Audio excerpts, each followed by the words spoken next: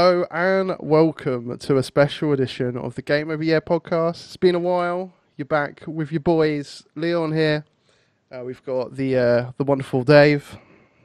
Hi. We've also got the most lovely Dean. Hello. And we've got hidden behind his phone the wonderful stag beetle, Mike. Himself, the stag Oh beetle. yes, oh yes, the stag beetle himself. Yes. Now it has been a minute, guys. It has Just been a a little long bit. time. Yeah, I mean, I think what was it? I don't know, 2017 at some point. So it's over a year. Yeah, my internet's been down that entire time. It's only just come back up. After he says that, he starts cutting out a little bit. So the Absolutely. potato internet is strong still. Yeah, I put some extra chips in there just to make sure. Oh my god! So I mean, I think we got to go around the houses first. And what the hell has been going on in this time that we've been away? I'm gonna just quickly jump in first and just say, well, I've still been holding down the fort a little bit, doing some streams on Twitch every now and then. I've actually been streaming a lot more consistently on the last few weeks. Which has been fun. I'm in the middle of a Kingdom Hearts series at the moment as well. So I'm trying to, basically the series is called Road to Kingdom Hearts 3, and I am trying to play, well, the core games, so Kingdom Hearts 1 and Kingdom Hearts 2 before 3 comes out. And I've still got a lot of game to go, and obviously it's meant to be coming out at the end of Jan, so I haven't got a lot of time. But that's pretty much what's been going on in my life. Sure. So you're not delving into the rabbit hole of 400 other games like the 365 and the Dream Drop and all those other nonsense games. There's too many. I mean, I've got the remix disc kind of thing, and I think it's got like 5 games on there. Like the DS ones, PSP ones, and all that kind of jazz. And I'm like, nah, I'm not gonna do. I haven't got enough time for that shit. Yeah, exactly. If people really want to know the storyline, there's a wiki page. Yeah, exactly. You can just do that and be happy. But yeah, that's what's been going on. I'm definitely going to be streaming some more of that soon. There's going to be some other games that are coming up as well. I was meant to this week I was meant to stream Elite Dangerous, but because like the servers were playing up, I ended up playing a completely different game. So you never know what I could be necessarily playing. So definitely tune in on our Twitch, and hopefully there'll be some more games coming up in the future. Maybe from some of the other guys as well at some point, but we'll see what happens. Maybe. I mean, obviously, not Dave, because he needs to sort out his potato internet. You could do a live stream of potato. That's true. Actually, you should say that. There is a game out there. It's a game called Feed Ogre Potato or something, where you play a guy who has to grow potatoes and feed a hungry ogre. So, That might be worth playing. absolutely. I think You'll have the cheat code. You've got all the potatoes to start with. None of the good potatoes, but your internet's like a grey gear. You haven't got like epic potato. You've just got a greyed out vendor now potato. There's so many wires going into it. It's all interfering with each other. So anyway, that's me. So let's go with the potato man himself, Dave, man. So what's been crack-a-lacking? I mean, obviously we know that your internet hasn't got any better. So what has got better? Like, well, I'm still scouring the length and breadth of the county looking for a house to live in, and that isn't just a shell of a house or a patch of land to build a house upon, which seems to be the popular way of buying things over here. And obviously, when I'm looking at a house, the first question, or one of the first questions, is what's the like? So pretty much everything outside of where I am right now is reasonably good. So we're looking more east of Cork this time, and we've got a couple of places potentially lined up, fingers crossed. So watch this space. There was a place that I was really looking forward to. It's like I'd spent money to get an engineer in to check the place out, all that sort of shenanigans, sort of June time. But oh my God, people take so fucking long to do anything over here. It's, hey, here's an email, here's all the information, get me the information. And they're like, yeah, absolutely, no worries. 2 weeks later, have you got the information? What information? Oh, kind of thing. Anyway, so this took about 3 or 4 months to kick through, but eventually it just got really weird because the council over here kind of doesn't really get involved in a lot of places, and a lot of land is now privately owned. So when it starts getting privately owned, it's all sort of question mark about what you can do by building on it, or if the ground collapses in and pipes blow up or whatever, who has to foot the bill. So there was a lot of questions about the sort of the landscape property, and the solicitor that was dealing with it all was basically sort of making that motion at me for the house. So it's kind of like back that one off and start all over again, which was super annoying because if it all had gone through really well, then I would have been in there for now, but sadly not. Yeah, man. No, I feel your pain on that kind of stuff. We're doing house stuff on our end at the moment, and like just waiting on people is so fucking long. People are Like shit, and lawyers talking to Yeah. lawyers, and this. Oh, mate. Like we thought we were going to be done before Christmas. It's probably going to be more likely like end of Jan, like maybe even Feb, like before Bloody hell. anything. Yeah, it's just Are you, because people are are long. you in Cork, Dave? Did you say? Yeah, I work in Cork. I'm Cork County. Basically, I'm an hour's drive west of Cork right now. Is that why your internet's so bottlenecked? Yeah. Days. He has been thinking about that for the whole conversation. No, he's been thinking about that since we last Waiting. spoke. Been It's like, waiting. that's been a year in making Oh, that joke. man. Oh, mate. Oh The my pun God. Well done. Do that before a pun Yes. counter. So Yeah, that's, we do need a pun counter. That's like, that needs We to did happen. that before. What episode was that? Oh. With what's his face? Bastard, 8-bit bastard. Oh, yeah, no, we did. We did, yeah. God, that was it was a while ago now. Thanks for that, Dave. Let's let's go on to the pun meister himself now. Let's Stag man. What's been crack-a-lacking, doll? So I've moved. I now live in Oxford, properly. So I'm here all the time. I don't know. It's a bit of the same old stuff. I'm doing house stuff at the moment as well. So trying to work out where I want and stuff. And I've gone back to World of Warcraft. It's probably the big game thing. Oh shit. So yeah, shit. Well, let's. Which is funnily enough, my missus bought me a computer for my birthday to do it. And now I'm pretty sure she rues the day that she did that because she's You know what? I think we need to talk about your computer, Jazz, because I remember when you first got it. I mean, what happened again? like, this is embarrassing. So this PC turns up, ready-made PC, beautiful, supplied by a company. I won't go into it much because they're part of my company.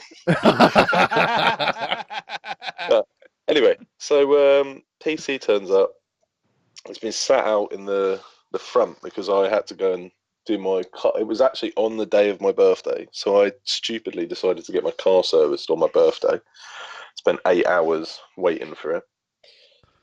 I get home, I set it all up, and it's not working. I'm like, why is it going to a BIOS? Spent about 15, 20 minutes. I'm like, what the fuck? My brother's ring him up because he's my tech support.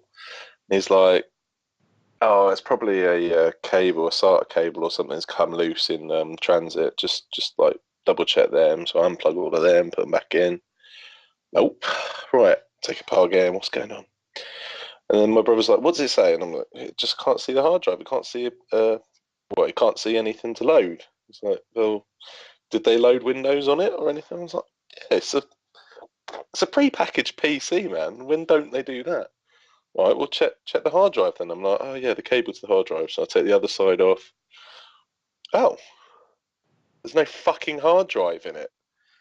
So they sent me a fucking PC without a hard drive in it. So I then had to go on a journey across the country the next day because I wasn't waiting for them to send off another one or whatnot. Go and get it replaced for another one. And then, just fucking. And then I was like, can you test it? Can you make sure it works? Because like, I don't want to drive back and it doesn't work. And like, it doesn't boot. Like, why is there no HDMI? What the fuck's going on? And then one of their other guys comes past and goes, that ain't the HDMI port, you fucking idiot, and puts it in another thing, and then suddenly it's there, and I was like, oh, thank God. So managed to get a nice discount of my mouse because of it, but it was, fun, to say the least. I mean, it's not there. To be fair, the company I bought it from, it's not their fault. It's MSI who've obviously put it together, and just how do you? I just don't understand how you can not put a hard drive in. Like, isn't that the first test you do? Like, does it boot? Yes. Exactly. It's honestly like when I heard that, I was just like, this is ridiculous. Like, it just makes no sense. That's amazing. Yeah, so I've kind of gone back to. I don't think my console's been turned on in 3 months, which is very different for me. So. Haven't played any UFC, haven't played anything, haven't even picked up Red Dead yet. Oh, shit. Which is madness. So I'm thinking Christmas. Oh, yeah, man. No, you should. You should. We'll get into that game later, though, for sure. So let's go around to the last chat on our call here. Dean, what's been crack-a-lacking, doll? Well, I bought a house last year, so I can't fucking brag about buying houses this year. I've had that stress already. What's happened this year? Not a whole lot. In the past couple of months, lots has happened. I've just changed my job now, so I'm working really close to home now. It's literally a 30-minute walk, so it's 100 times better than it was. Nice. Compared to a fucking 30-minute, 45-minute drive down a horrible fucking road I hate. Got to do it for 2 more days, so yeah, I'm really glad that that's going to be gone. At least if he's waiting for a random bus that doesn't show up. Yeah, there's always that. But other than that, there's not a whole lot to speak about, but there'll be loads in the new year. Wicked, man. I would imagine. Awesome. All right. Well, let's move on to obviously what this show was kind of about back in the day. Them video games, yo. So I've got a few kind of I things. thought it would just sit around chat random shit and occasionally. Oh some yeah, games. I mean, the random shit, I'm sure will still come out.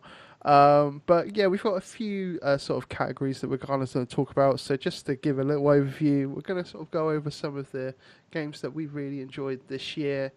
We're then going to move on to sort of the games that we've been slightly disappointed with this year also. And we are going to be sort of talking about the games that we're really looking forward to next year.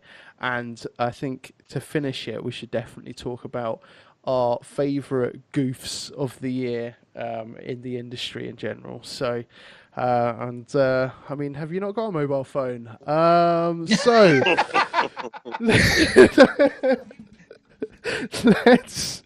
that's He's right though. He's right. Not You how don't you say say it it. at a PC event, do you? We'll get there. Let's save it. That was a little spoiler for later. Fucking plebs. So, I mean, let's go into sort of the games that we've necessarily enjoyed this year. I mean, I was saying maybe the games that have come out this year, but I know that Dave, with his potato consoles and that as well. That is I actually bought a console this year. what console did you get? Another Xbox 360. Because my Have you got a current gen console yet? He's No, literally no, I taking have two non-metric sense, Five literally. fucking years. 5 fucking years. It's been out for 5 fucking years now. This is ridiculous. No, I figured if you sort of combine the two together, maybe I get the processing power of just the one. No, no, it's because I live in storm country, and I just got struck by lightning a few months back, and it blew up my 360, which made me Oh very sad. shit! So I had to go out and buy a new one. Oh dear. But Did at it least did it destroy the hard I drive? purchased the console. At least it had a hard drive. Yeah, Fucking that's hell. true. Yeah, that's true. Very true. Right. I'm sure you can get, like, if you go into a petrol station these days, they've got like Freddos for 15 or 20p, and they've got Xbox Ones for not much more these days. Come on, get a fucking new generation console, man. Yeah, day one- There's no guarantee it will work for 20p though, is there? Yeah, buy a 20p one, but I must. You'd probably be Samsung better off feel like buying the for potatoes. PS4 for Christmas. good man, good man. Because obviously I want to get the PS4 for Kingdom Hearts 3, which is coming out next year. You Well, we've could got buy an the- Xbox One because it's coming out on that as well. So it's up to you on what console you want to buy there. True, but I'm kind of. I feel that I'd be betraying the Kingdom Hearts check, just because I've played Kingdom Hearts on all the other PlayStations previously, so, Fair But enough. if the Xbox One is cheaper, then I may have to just go for that. That's fair. I'm probably going to buy it on PS4 myself as well. But let's get into some Kingdom Hearts fun later. So let's pick up on I don't know, our first games kind of thing that we kind of want to say about for this year. I mean, I'll just jump in with a game quickly, and I would say on the Nintendo Switch, because I've got a Nintendo Switch nowadays. I picked up a game called Octopath Traveler, and it's basically an RPG game from from Square Enix, or they publish it in some sense. I'm not sure actually who the developer is now. Thinking about it. But it's very much like a nod back to the sort of old Final Fantasy days. Turn-based combat. There is sort of 8 characters, and so hence why it says Octopath Traveler. So it's not like a hentai game then? Well, yeah, I'm sure that they probably wanted to put tentacle porn in, but they thought, now we better not. Let's just keep it safe. So. Now, They've already got a Squid Game anyway. Good point. Now, the good thing, well, I mean, sort of the good thing that I really enjoyed about this game is just because of the fact that it was such like a nod back to the sort of the old school Final Fantasy games, and that's why I kind of really enjoyed it.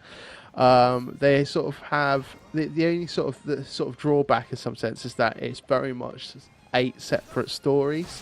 Even though you've got a team, you've got 8 people, and you can have, I think it's 4, if I remember rightly, 4 people in your party at a time. It's sort of you're still playing through chapters for like each character. It doesn't matter what kind of party composition you have. It's just that you're always trying to sort of do that particular storyline. But there's like a really good job system within the game. They've done a really good job of it. And if anyone does have a Switch out there and are into Final Fantasy, I highly recommend that game as a sort of a good purchase for your Nintendo Switch. I don't think if you're like I said, if you're a fan of those old school Final Fantasy games, you will not be disappointed. So is it basically Cave Story meets Final Fantasy?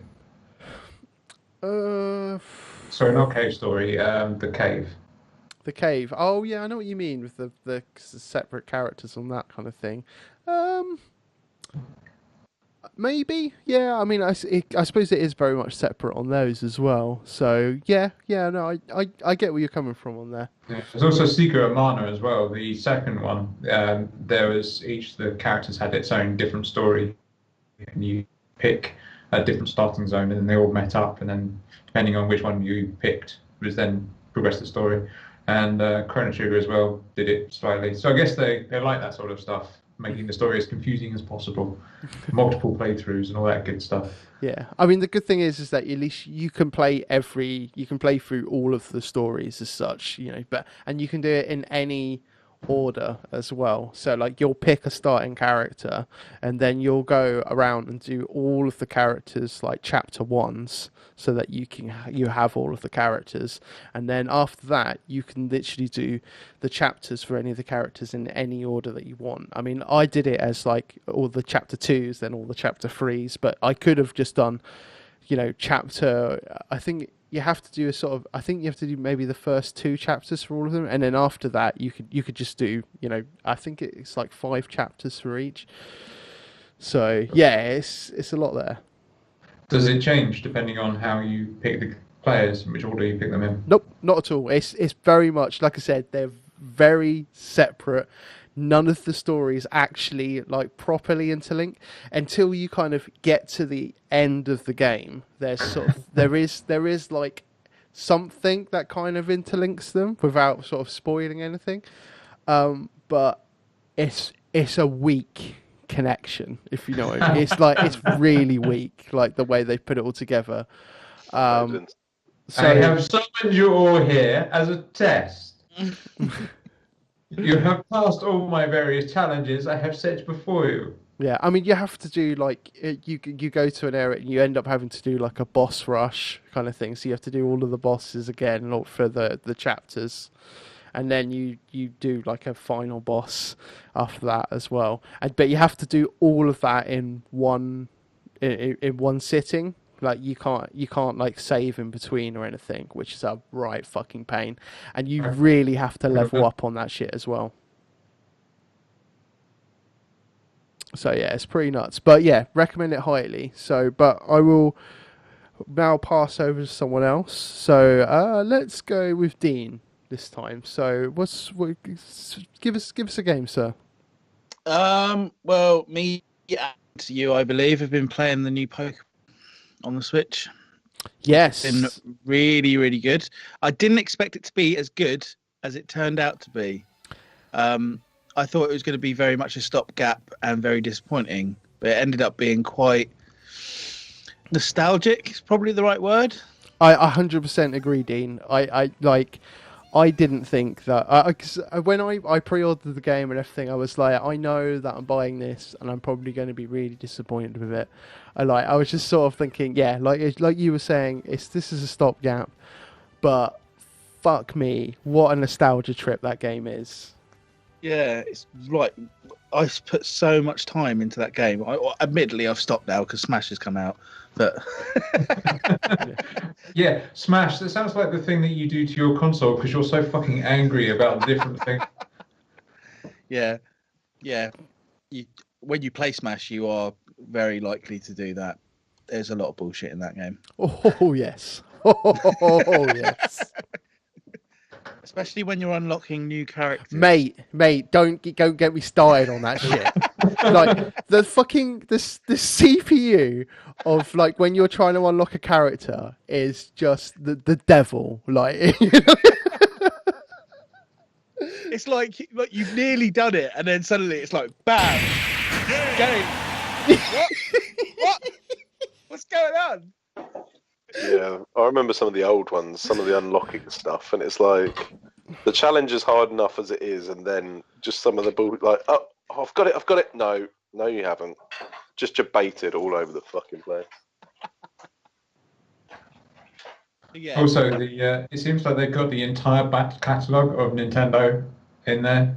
I'm surprised they haven't got the Game & Watch characters as unlockable. Game & Watch is in it. They do have a Game & Watch, mate. Yeah, Game & Watch has been in Smash for ages. Since So do I. So it literally is the entire back catalogue of Nintendo. Yeah. And they've added Persona in there as well for DLC. So yeah, literally Joker. They're going everywhere. Ridiculous. Absolutely ridiculous. What is the character count? 70 plus. 79. 74. Oh, is it 79? I think including if you include what they're going to do DLC wise. Oh, DS, yeah, 79.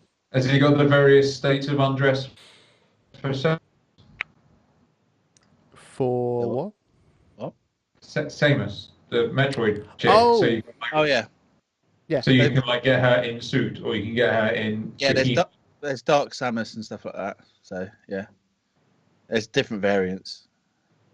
There's different variants for many of the characters. It's pretty fucking nuts, Young actually. Link, mate, all day. Young Link was always the best character. Yeah. I just, Well, I've found he's quite good. I always play Kirby. Kirby's my guy. If you ever take someone on that knows how to play Pikachu properly, it is so painful. I remember my mate used to be, he literally, that and if someone can play Mario well. Like Mario has so many like defensive sort of maneuvers and things that just if you can time them right, like if he does a down, whatever it is, that down jump smash thing as you're coming off the thing, you're fucked straight away. So, but yeah, it's such a good game, but it's just the same as Mario Kart and whatever. It's just kind of bullshit, like randomness comes in and like it's fun, but it also fucks you off massively when it does happen. I'm waiting for the esports version. Yeah. So A while. Well, it seems like they're esportsing most other games these days. I'm surprised they haven't done a. well, there'll be super- tournaments. They'll just esport it as it is. Yeah, my body is ready.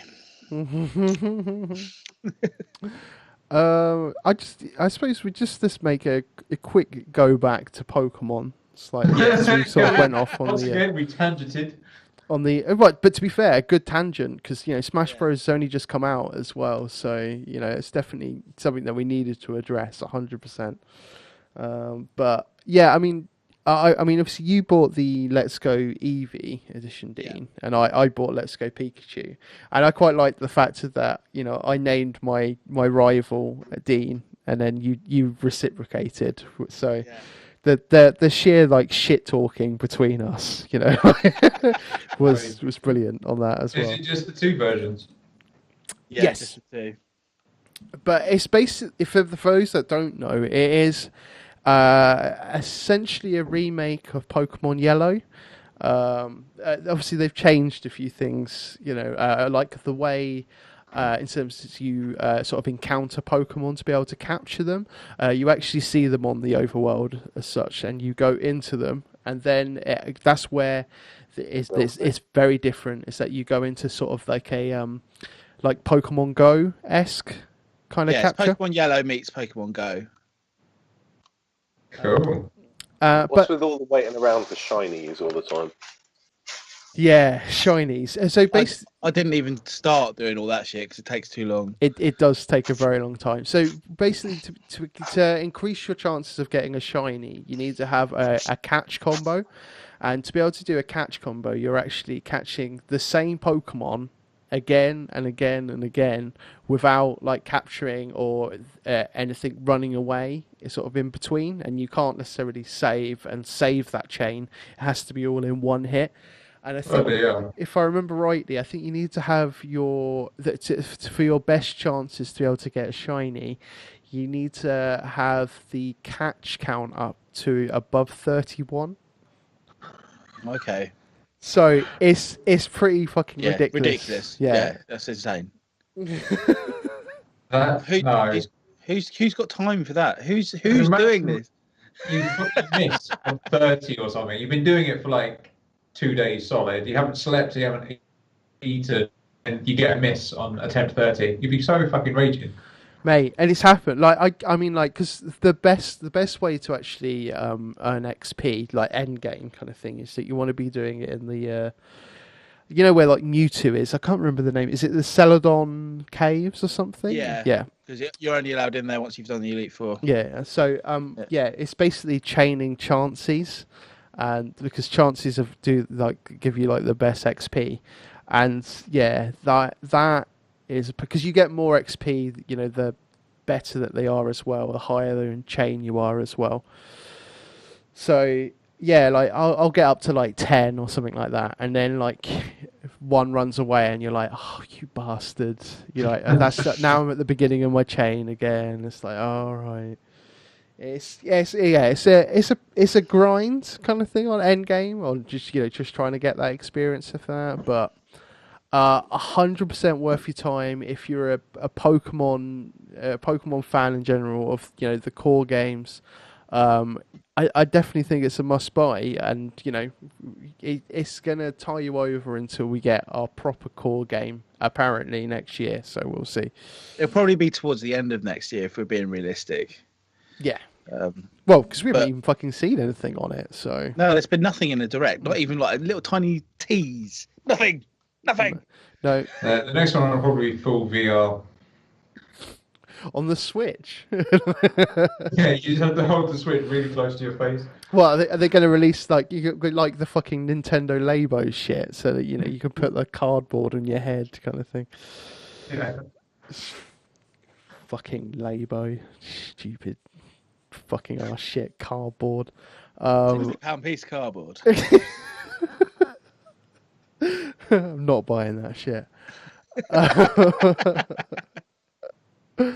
Let's go. Is Stag about? Because I think I see he's muted at the moment. Yeah. Let's just say that other stuff doesn't annoy you. The life and times of my lovely family. Yeah, of course I'm here. Wicked, man. Right, so let's get in a game with you, man. So what's one of your games that you've enjoyed this year? I think it's potentially the game of the year as well. Ooh, okay. God of War. God of War. Okay. Well, the thing is that it did win a Game of the Year award, kind of, didn't it? As it should have. Fucking should have.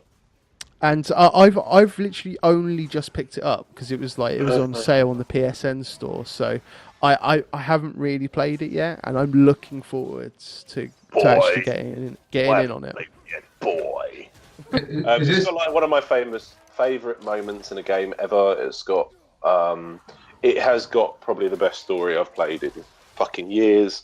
It makes you want to like learn more about like Viking story and lore and whatever, and it kind of sets up the sort of more serious tone of God of War, but like for grown-ups in a way. Mm-hmm. There's a lot. I don't want to. If you haven't, because you haven't played it, I don't want to spoil anything in it. But it's got two moments in it that you're like, fuck yes, and then there's lots of bits. So the main thing that makes it, I think, probably again not going into too much of the story, but the main thing that really makes it work so well, is that it in a weird way humanizes Kratos because of his son and stuff, and you start to really care about both the characters. Not as much for his son in some parts, but you kind of see him as this sort of brute dad that is basically trying to get his son ready for a really cruel world.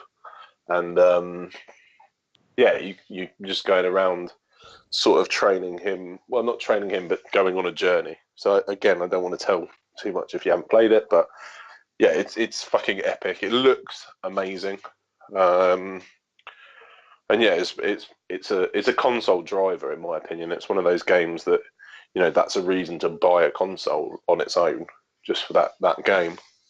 So I would highly recommend it. It's also a game that you probably need to do good chunks of time in a go but it makes you kind of fluidly get to the next bit and go, yeah, I want to do the next bit. I want to carry on. Yeah, I want to go to this place now. So yeah, it's really, really, really, really good game.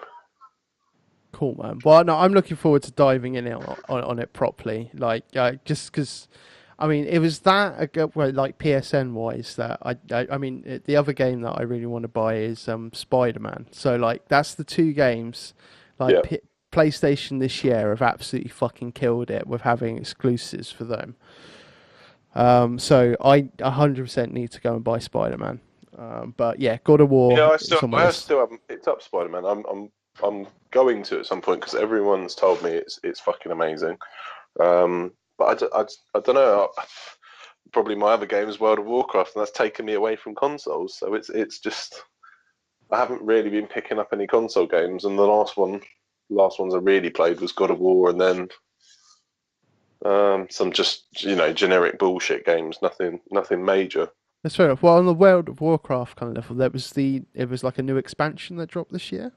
Yeah, so Battle for Azeroth came out September. No, before that, August, I would think. And so it's pretty much it's come full circle, and whereas there's all these kind of alliances where the Horde and the Alliance had to come together to defeat bigger and badder enemies.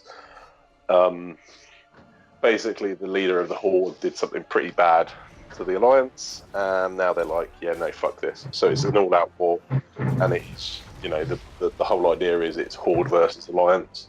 They've done some stuff that, because I didn't play some of the past expansions, so a lot of the things that I'm like, this is amazing, they're like, yeah, that's been around for ages. But it's typical Blizzard. There's great stuff in there, but there's also like really dumb ideas and really like doesn't really make sense for certain things. Mhm. So it's I wouldn't say it's like the best ever expansion in the world, but at the same time, I've been away for 10 years or however long it's been properly. So all of the kind of the improvements that the game has made in general, I'm loving. So yeah, I think it's also it does help that I've got like a guild of about 10 people that I know and stuff, and we're all playing together. And even my brother started playing with us yesterday. So you know, it's always a lot more fun when you've got people to join in and really get stuck in with it. Yeah, man. Is it easy to get back into? Because I've not played it for like 2 expansions. Well, I haven't played it since Burning Crusade, so and that's, you know, that's a lot of expansions. Yes, is probably the easiest answer as long as you give it a try to start with. Obviously, there's the grindy aspect in the game has kind of disappeared, so there is still a grind. But if you compare to, obviously, Classic comes out at some point, which I'm really looking forward to, and I remember, you know, just getting to level 60 was a challenge. Now everything's really super fast paced to try and get you up to the top end content fast. And the things that I like, so the things that I'll explain some of the basics that they've put in. So they put in something called War Mode. So rather than having PvP realms and non-PvP realms, you can choose to have War Mode on or off. If you have War Mode on, you get, it was 10% more gold, reputation, everything like that, but they've just changed it in the patch that came out today. So depending on what's happening in the war mode, it can be up to 30%, and you can get items and things like that as well. Which kind of spurs a little bit more of world PvP, which is kind of fun. So today, we've literally been in like a squad of us going around kicking off. And what will happen is when you kill a certain amount of, in my case, Alliance players, because I'm Horde, I'll upgrade to a Slayer of the Alliance, so I'll get 15% extra damage and 15% extra health.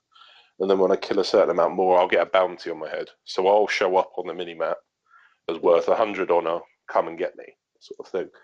So there's kind of this chase of, oh, there's a bounty, let's go try and fuck him up. And, you know, the same thing as if you see an Alliance one, you try and potentially go into somewhere you probably shouldn't go to try and get this bounty. The raids seem pretty good. The actual design of the game itself is good. It's a lot more colourful. It's probably the best way to put it. But the main thing for me is it's kind of, there's all these bits and pieces in it to make it simpler, so that it isn't designed for like old school World of Warcraft fans. You know, if you go in and you expect old school World of Warcraft, it's nothing like that anymore, because it's designed to make your life a lot easier. But yeah, I'm really enjoying it. I think I want to see what happens. The patch was just released today, so there's going to be a new 2 raids coming out. But it's fun, and you know, it's what they're still the best at, a mass multiplayer online game, and that's why so many people play it. Because although they keep fucking loads of shit up on it and like doing silly shit in it, it's still a very addictive game. Cool. Nice. Oh, is that an animal? I don't know what that is. Was what? It's like a rattling. Oh, that's my mouse. Yeah, I was going to say, I thought it was an animal. Yeah. Sorry, my rat room has now expanded to rat and mice room. That's Herbie and his wheel, and he will run on that shit for hours. I was doing a late night gaming session, and I kid you not, he must have been on it for 3 or 4 hours straight without a break.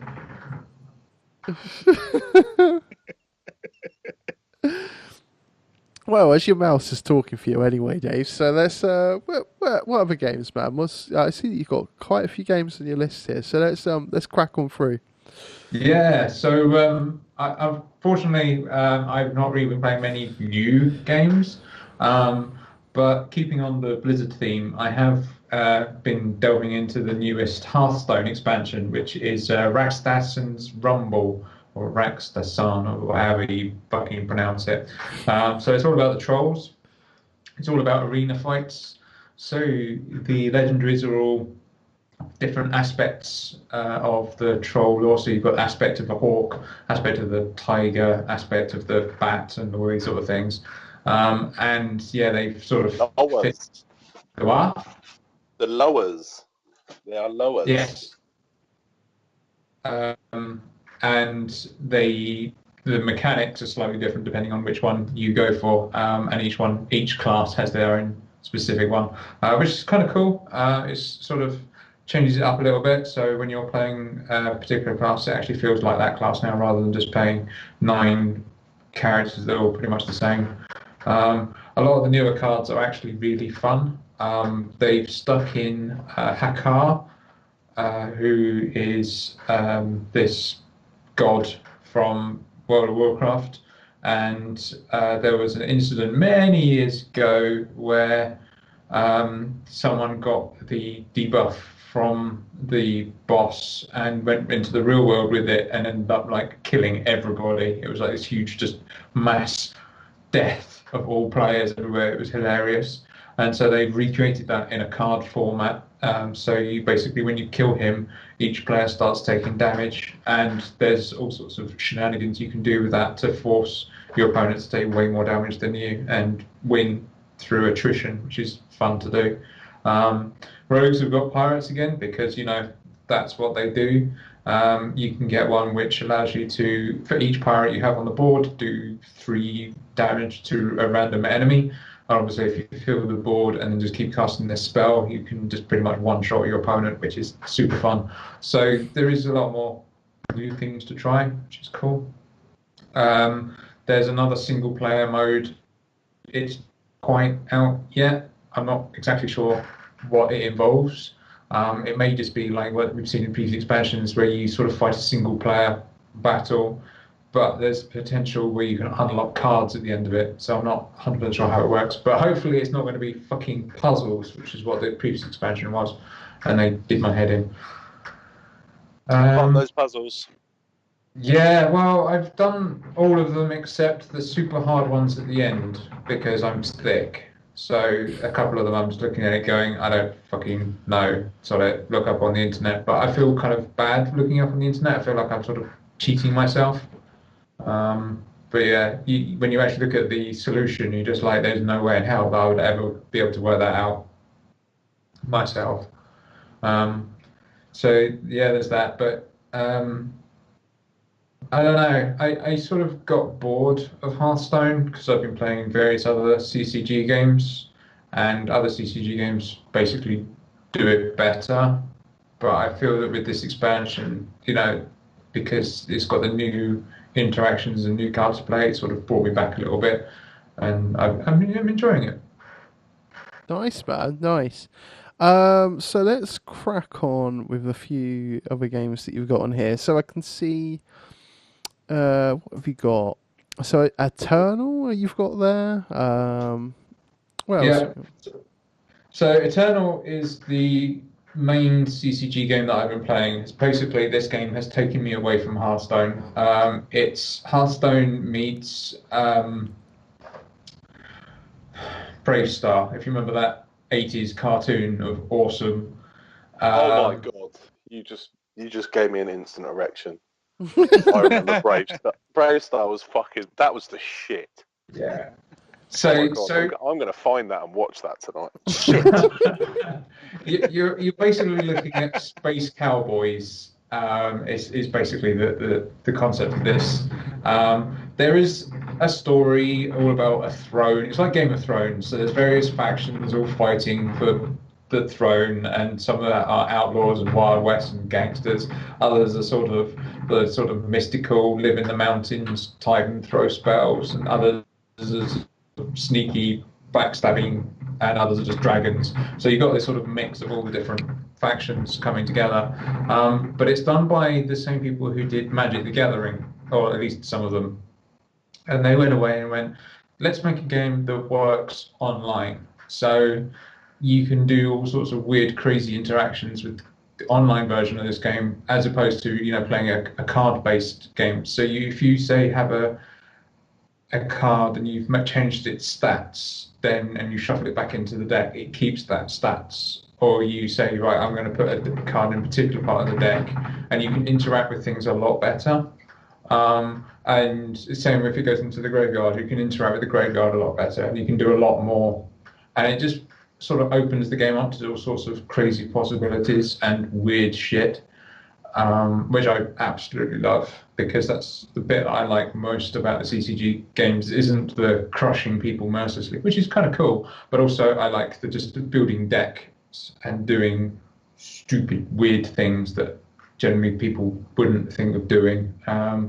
So, and also, and the biggest thing is with Eternal over Hearthstone, is it actually likes players, and it actually actively goes, here's some free cards, here's some more money for you, here's a way to actually expand your collection and give you more things to do, and so you can then just keep playing. Whereas Hearthstone goes, here's your 10 gold, be gone, unless you give us more money. So with Eternal, if you just keep playing, then you can really expand your decks out, and that helps a lot. And so you've got chests for winning the match, you've got single player, you've got like a sort of gauntlet mode, and the more you defeat the AI, the better the reward is at the end.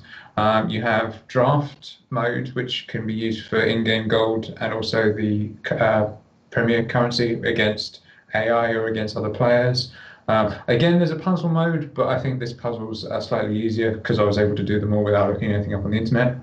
And then obviously you have the single player campaigns. This is a lot more to the game. It feels that they've actually sort of spent the time to make the game for the player rather than make a game that makes them money, which is probably why I've stuck with it a lot more. And the really cool thing with this Eternal is there's a new expansion, hopefully, fingers crossed, coming out tomorrow, because new cards. But yeah, play it. If you haven't played Eternal, do so. And it's on Xbox One as well now. Oh, cool. Yeah. Well, there you go. So there's 2 card games that are out there. But I mean, obviously, do you think it's going to be a Hearthstone killer anytime soon, or is it very much a different kind of kettle of fish? It's very different. There are so many CCG games out there. There's a new one that's just come out called Architect or Artifact or some nonsense like that, which is done by the main guy who did Magic the Gathering. So there are so many out there that, it's difficult to say which one's better than the other. It's all down to personal preference. Personally, I prefer Eternal over Hearthstone. It's not going to win many people from the other games. The online presence for Hearthstone is fucking massive compared to Eternal. There's the sheer amount of YouTube videos that go out, the amount of Twitch channels on it, just the amount of news and stuff is big for Eternal and quite small for Eternal. But saying that, there is still quite a large fan base. So there's plenty of players to play. Nice. When you go like queuing up, you're guaranteed a match, as opposed to say like Plants vs Zombies Heroes, which I still like playing, which is a mobile game.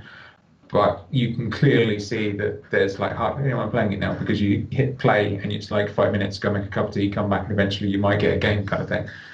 Um, so it would be nice to see more for Eternal. Like, there's a YouTube video of the crazy, stupid, lucky plays for Hearthstone, Trollden channel. I don't know if you've checked it out. It'd be nice to see sort of channels like that for Eternal, Okay. but sadly there isn't. So there's a market there, clearly.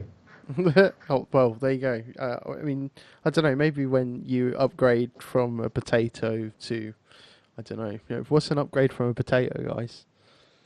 Like, Sweet potato. sweet potato. There we go. So once you upgrade to a sweet potato, maybe you can stream it. Yeah. So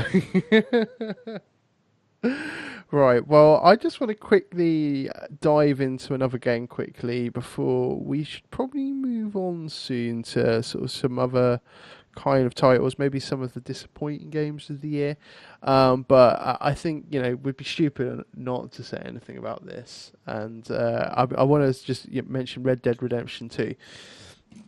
Now, I know that Dean's got this game. I know that Dave doesn't have a current gen console, so he hasn't got it, and we know that Mike hasn't got it also. But I have been playing Red Dead Redemption 1 though, so I know that it's got something to do with cowboys.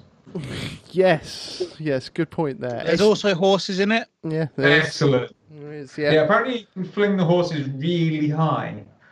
There is Can some you? weird bugs. Yeah, there is. I mean, there's actually one there's a stretch of road that seems to set horses on fire as well Oh, really? for no apparent reason. Poor horses. Yeah. They got a bad rep in Skyrim as well. But honestly, this game is completely worth your time. It is a prequel to Red Dead, so if you've played Red Dead Redemption, you kind of know what's gonna happen like later on in the game as such. But 100%. I mean, I just completed the game the other day, and I'm in a epilogue kind of bit. But the game in itself, like at the beginning, is sort of it takes a little bit of time to kind of get into it.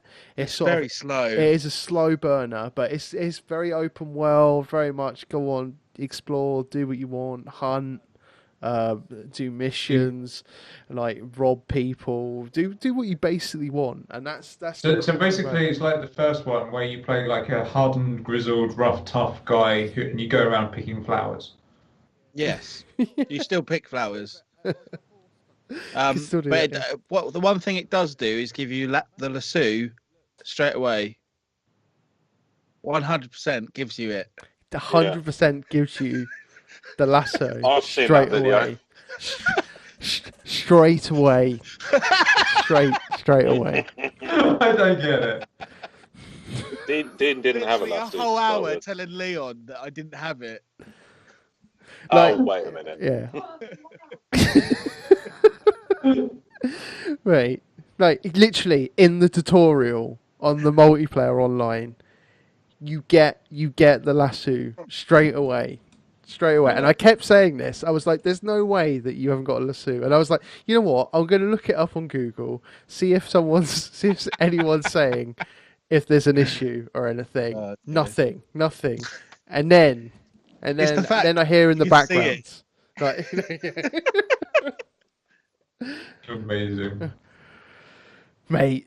But I mean, Red Dead Online, that's still got a bit to go. I mean, like GTA Online wasn't perfect when it first came out, but like Red Dead Online beta is, it's not quite there yet, but it is Grind fun. feels so much harder on Red Dead. It does. It really does. But It feels like punishment. But yeah, the actual story though, 100% play through it, because like when you get to sort of a certain point in the story and it just keeps fucking escalating, and just goes fucking crazy. And So obviously, it's- without giving me any spoilers, is it kind of like a Rogue One situation, like a prequel that because they all die at the end because they're not around in the actual Star Wars, or is it like a sort of set alone sort of? Oh, different I universe? know it 100% ties in, because you're actually in, like the sort of the guys that you're like Marsden is kind of going to get on in Red Dead Redemption. So like Dutch and all of those guys. You're actually in that gang with all of these people. So and John Marsden is there as well. You're not playing as John Marsden. You're playing as Arthur. Is it Arthur? Yeah, Arthur. Yeah, Arthur. I want to say Arthur Down, but that sounds wrong. I can't remember his last name right now. I just I just completely blanked on it. But yeah, you're playing as Arthur, and you know all of those people that you necessarily were hunting down in Red Dead. You're with them. You're So in you that could gang. actually paradox it. You could kill John Marsden in Red Dead Redemption 2, and then the going together. I don't think it would let you. I mean, I think it would just be like you killed John Marsden. Like, Yeah. We gotta This get is- it. this is not allowed. Marty. Get to the train. But yeah, 100% worth your time, people. Play that game. Do it. It's outstanding. It's crazy on how Rockstar can just deliver on these games. Like, I mean, like GTA 5, like, I remember playing that story and being like, this game's incredible. Like, they, waited until, the end of that last generation and, I just blew all of the games in that generation out of the water, like, graphically. And I feel like it's actually doing the same again on this generation with Red Dead Redemption 2. So, I mean, hats off to. So do you think that Rockstar. Rockstar are done now for the current gen, and they're like obviously working on the next gen game? I would have thought so. I don't think they'll bring out anything else. If they do, I think it'll be Bully. It won't be GTA 6. Mm. I think Yeah. it'll be another one of their. I don't want to say dormant, but another one of their franchises they've put on the shelf that they Yeah. can just pick out quickly. Wonder how big the next game is going to be. It's going to be like a 1-to-1 scale of actual country that you can run around. Yeah, be mental. Although there was talk that they could do London next, but they always say that, don't they? Oh But yeah, they did London before Landan, GTA Landan, they did. back on the old PlayStation. Yeah, when it was like top down kind of. Oh god. Caning around in little minis. It'd be nice to do a revisit of that, actually. Yeah, No, I agree. but then they'd have to do a massive map, and it would have to actually be the whole of England. Yeah, that's true. Is there any other games that we want to mention before we move on? I was just quickly going to mention the only game that I played this year that has actually been out this year, and in fact came out fairly recently, which was the return of the Obra Dinn murder mystery, with the highlight on murder, lots of murder, in fact, all of the murder. So basically, you play a insurance investigator sent out by the East India Company to check out a ship that went missing and has come back with all hands on deck dead. And you are armed with a book and a compass, and you have to basically piece together what happened to everybody, and it's amazing. It's done by the same guy, Lucas Pope. He did Papers, Please. So it's very much sort of similar sort of gameplay style where it's you do this and then you do one thing and then you do a second thing and you do one thing and you do a second thing. It doesn't really stray from that. So with Papers, Please, it was kind of like I'm going to let you in or I'm going to murder you.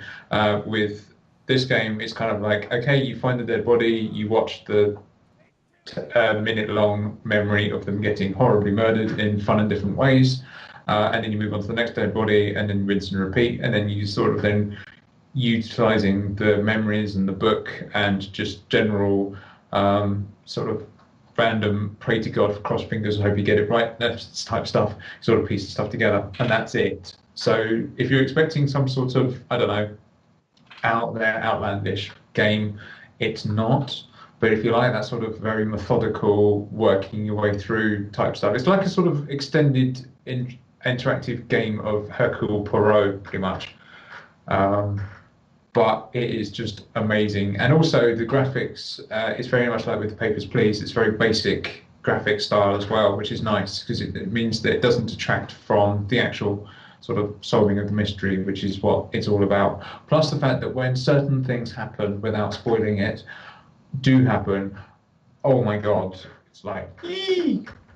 But yeah, so it's the sort of game that you like, I really want to talk about it, but then I don't want to talk about it because if I say anything about it, it massively spoils it. Yeah. But I mean, from the word get-go, you sort of get on the ship and there's just, you can hear the creaking of the boat and the lapping of the waves, and that's it, sort of silence, and you can, as you're walking around, you can hear your footfalls, and so the sort of, and just the general immersiveness into the environment is very sort of atmospheric and awesome. And then you stumble across your first dead body, and then suddenly the music kicks in, and you're like, oh. And so edgy stuff.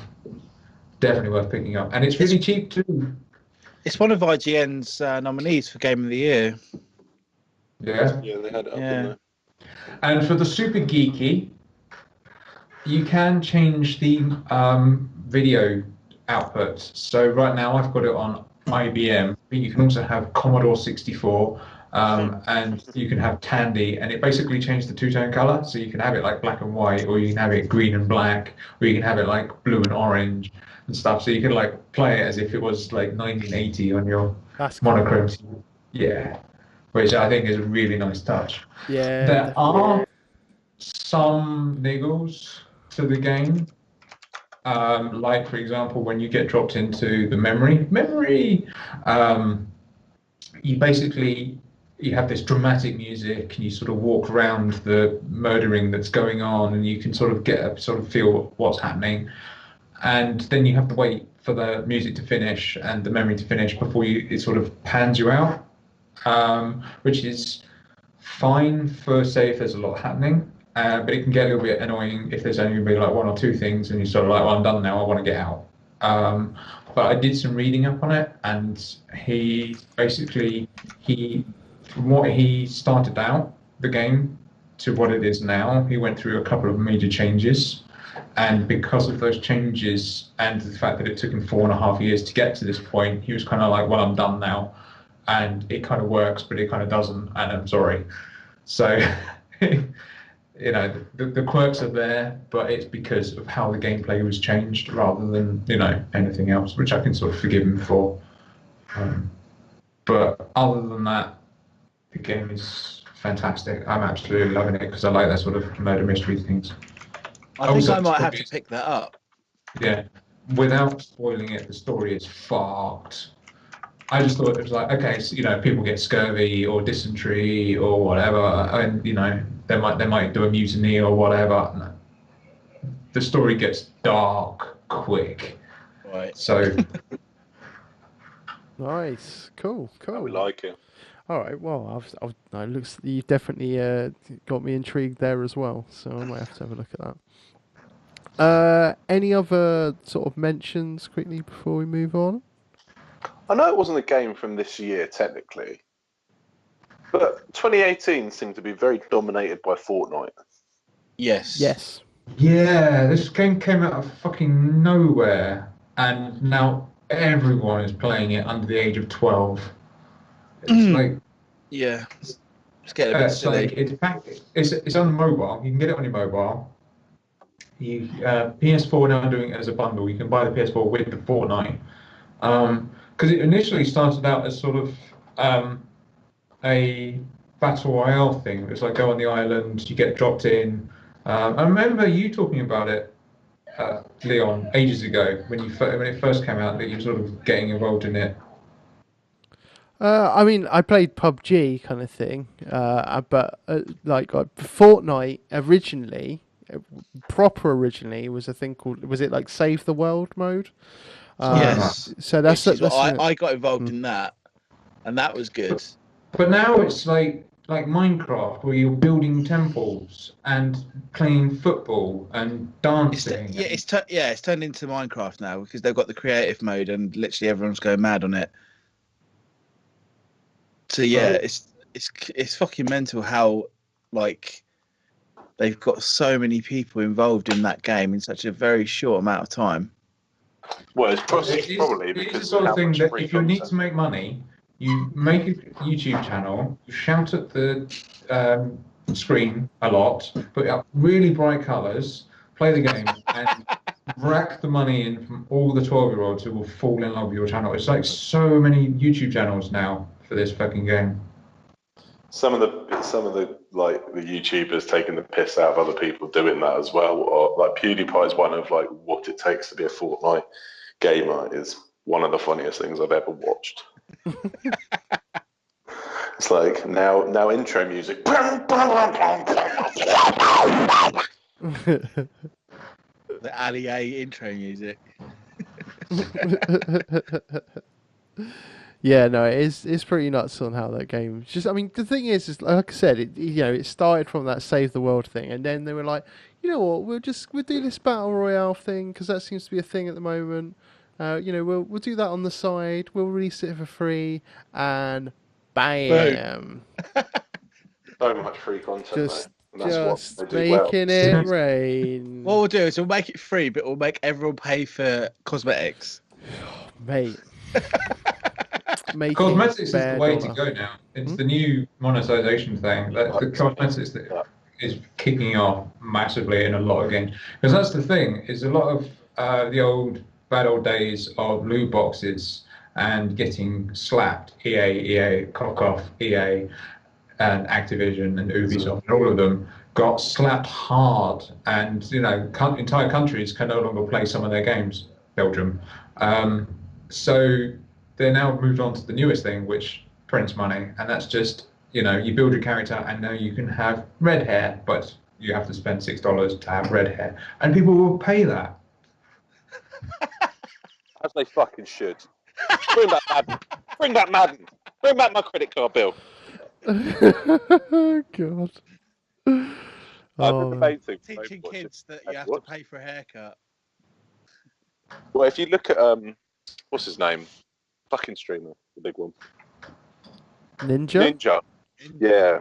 I mean, if you look at the sort of, as much as I'm not a Fortnite player, and I think lots of people aren't, what he's kind of, I mean, the things he's doing as a streamer and whatnot is pushing the industry forward quite a lot of what's the next big thing. I mean, he's first esports person on the cover of Sports Illustrated.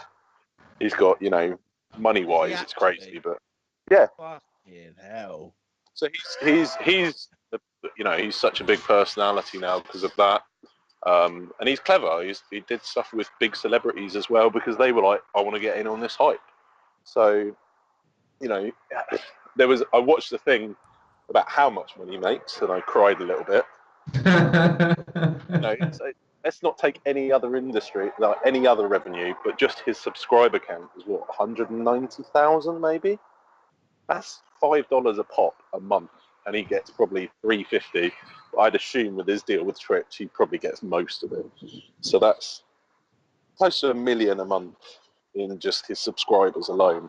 It's crazy. That is bonkers, man. Well, something to go for next year. Sweet, then the subscribers. Starting January 1st, all four of us on Fortnite. Oh God. Yeah, you heard it here first. 24 hours concurrent viewing of Game Over, yeah, Fortnite. Oh my God! Right, so let's. Just quick because I forgot to even put this game in. Honorable mention for Forza Horizon. Is it 4? It was 4, wasn't it? Yeah. 4. Great game. Stunning racing, arcade racing game. El Brilliant. Dente. Oh. And I know Dean did want to talk about a couple of games as well. That Ni no Kuni definitely being up there as well. Ni no Kuni 2. I wasted 48 hours playing that game. Nice. Same I way. finished the first one. Would you do it again? I'd happily do it again. I'm waiting for the DLC. They still haven't brought it out. It's not wasted. It always comes down to, as well, for me, that thing of your content for money. And if you're buying a game for a certain amount, think how much content you are getting per hour or like per pound that you spend. In some of those games, you just get so much for your money. Oh yeah. But Ni no Kuni 2 was another one of those games where I got halfway through it and there was a bullshit moment. And I remember saying to Leon, I was like, fuck this game. It can fucking go in straight back. Because I fucking hate it. And then I just calmed down and came back to it. I was like, oh, okay. This game's just like taking the piss out of me now. But I managed to get past it. Nice, man. Nice. Right. So let's sort of go through some of the disappointing games that we've been playing this year. And I see that me and Dean, we've kind of got this. We've got the same game for the sort of our first there. So we'll dive in with this one first. So it's another Xbox Game Pass staple, like I was saying. You know, Forza Horizon 4, mwah. But Sea of Thieves.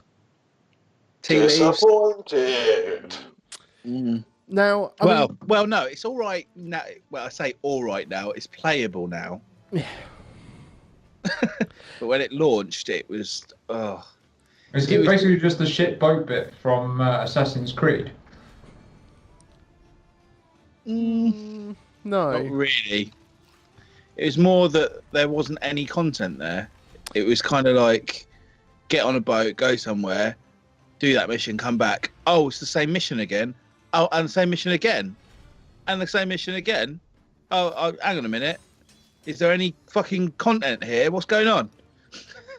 Yeah, I mean, like they were literally relying on the players in some sense to be able to, you know, bring their own story into it because of the fact that it is. Sounds like another game that we could talk about. Yeah. So the major problem with it is that they just. I mean, you're right. Yeah, they have added more content now, and you know that's good, but it's still very samey. You know, like you're if you're with a good bunch of people, fantastic. You know, like me, Dean, Shane, and Becky.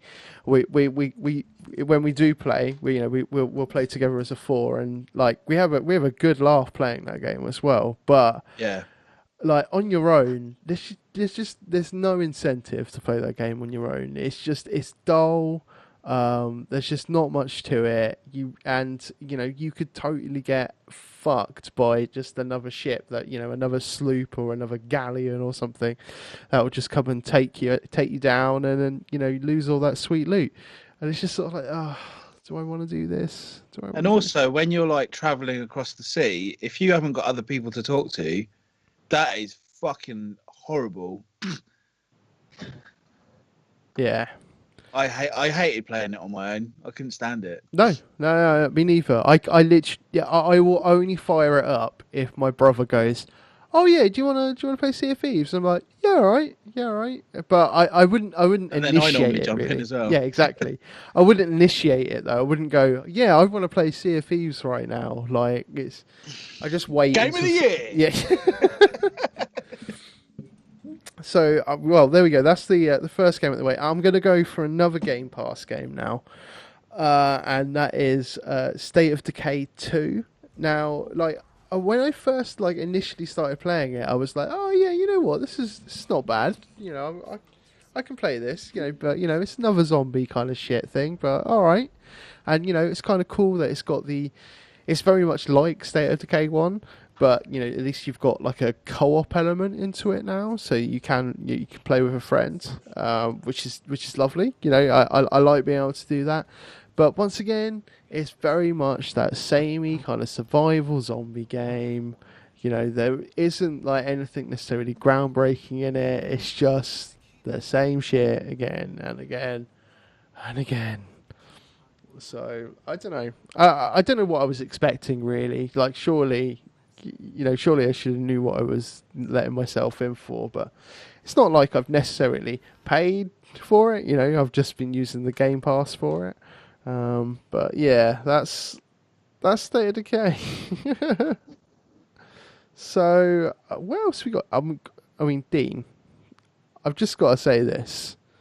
Like, what were you expecting with Nickelodeon kart racers? That had potential. That game. Fuck no off. potential. Like, Trash shit. Well, I played one race of it, and then the second race just kept crashing. So like, I was like, Yeah. where's the game then?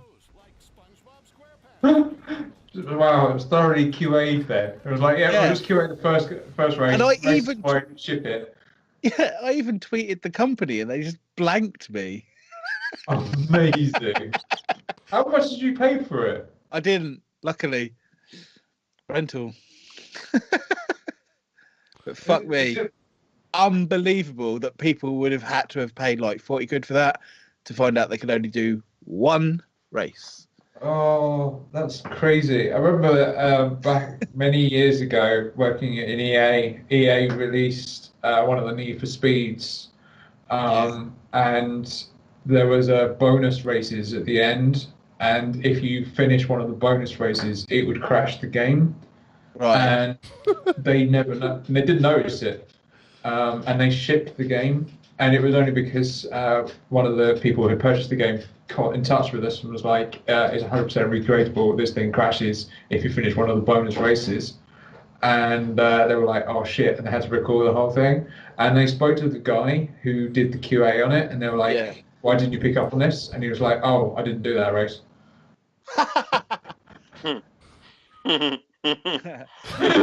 That's your job. He just did the normal races. He didn't bother with any of the bonus races. I'm surprised with EA they weren't like, oh, for $4.99 you can complete this race. Yeah, exactly. This was before all monetization and stuff came in. You know, back in the sort of early days of EA when it was all about this theme hospital. You know, it was all about murderizing Bullfrog and just killing companies rather than killing wallets and consumers. Oh, mate, Theme Hospital. You just reminded me. Another game, 2 Point Hospital. Yeah, really I good. need It's so right, good. Now I'm on my PC. I've got to put that on my Steam wish list, I think. It's so good. It's Oh, shit. it's worth your time. Like for that Theme Hospital nostalgia. Oh, so good. I actually Oh, I picked up a find- copy I of Theme find it- Hospital. Not even Oh. me. You picked up a copy. What was it? You using it as a coaster? I'm pretty sure I got about 19 of that CD lying around. Fucking most bought game ever. I finally picked up Constructor HD. Like after everyone's going, it's broken. It's all this. It's that. Blah blah blah. It is broken and it doesn't work. And it's the old game, reskinned, but not even really reskinned. They've just kind of put something over the top of it, and it was just like, oh. I could have just played the old version of this game, for fuck's sake.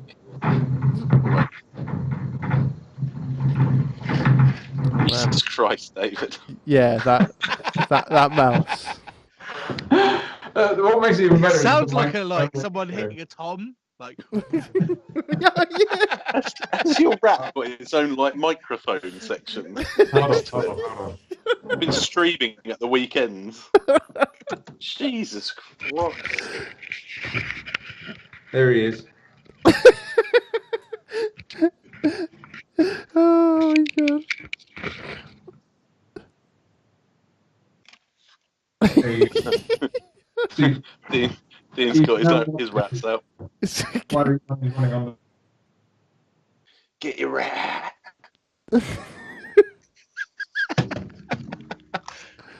Oh my god. So, what have we just got rat cam now? Is that what's Rat happening? Coming 2018, 24-hour continuous rat cam. Going into a feeding frenzy. It's not happening on his potato internet. Let's be realistic there.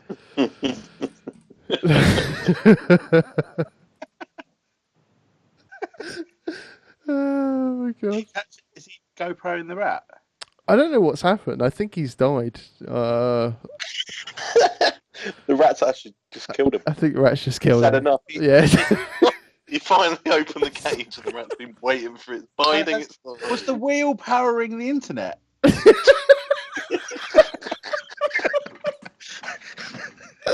To be fair, by the sound of it, that rat must be pretty fucking big. Oh, there we Yeah. go. Yeah, he's gone now. He's gone. That's had enough. Are they taking the piss? You ain't gonna have that, are you? They're fucking taking a piss. Oh god damn it! It wouldn't be a game over yeah podcast without Dave dropping. 100%.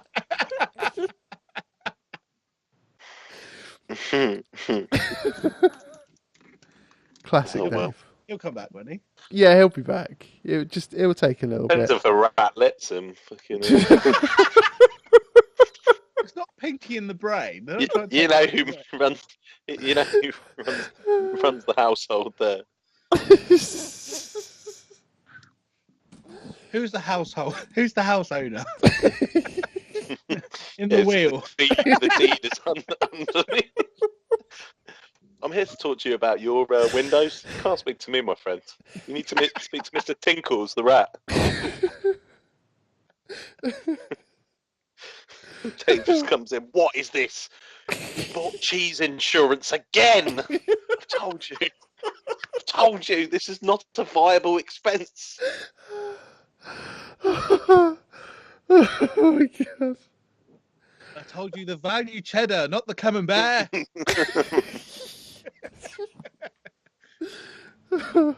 Boo. Oh, he's back. There. We're going to put an advert in the newspaper, and it's going to be like one of those feed them, like give a man a fish and you feed him for a day. But this will be just like get him the internet. Give a man 7 potatoes, and he might be able to get through a podcast. Actually, it wasn't the internet that died. What? What was it then? PC. It was the power. It was The all power. Oh. Yeah, we had like a massive power cut. Oh. Yeah, because clearly the power is run by the mouse on the wheel. So because it stopped running on the wheel. We did think that. I shit you, we totally said that. But yeah, so just basically lost all the things. So yeah, the power's only just come back on. Oh shit. Man. That sucks. Oh, is it just going to be? All right, okay. Here we go. You can see him. We can see him powering the I told everything now. you. I told you. Dave's no longer. That is Dave. Yeah. Dave's just the first massively robotic person, and actually, that's Pinky in the Brain. This is their plan to take over the world, mate. So now when you wonder what that noise is, you can actually see him running. And he's currently generating all the power in the house. For them not to stop. Sounds like the street, the noise he's fucking making. I might have to oil it or something. Right. Let's get back into them video games if everyone's ready. Yeah. Yeah, I'm good.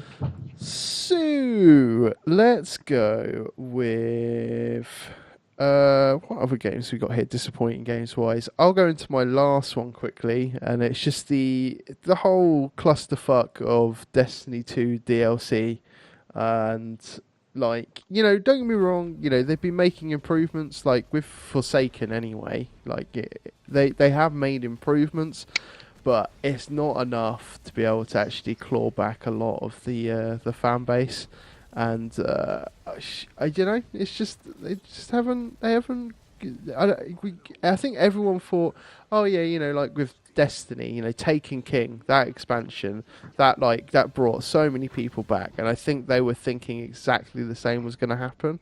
They were like, oh yeah, and that's gonna save us, and it hasn't really.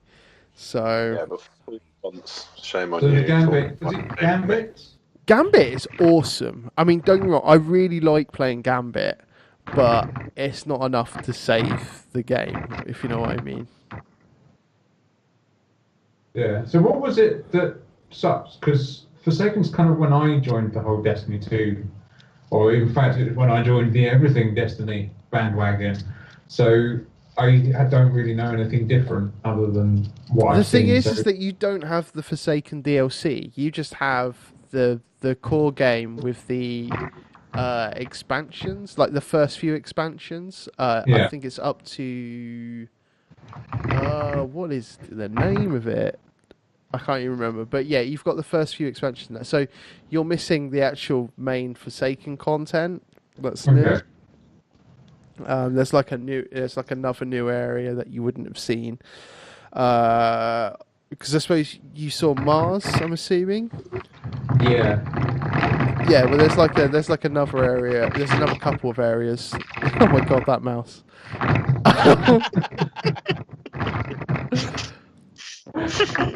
Oh my god, that is so I'll loud. mute the mic. It's so Fucking loud. hell, mate. Jesus Christ. Oh, it just taunted us for a second there as well. It looked up at the cam like, yeah, fuck you.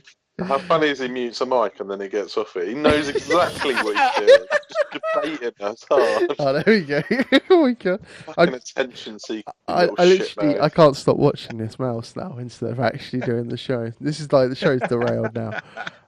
Um, but yeah, I think the main problem is that they were trying to they were sort of trying to pander to the old kind of Destiny fans.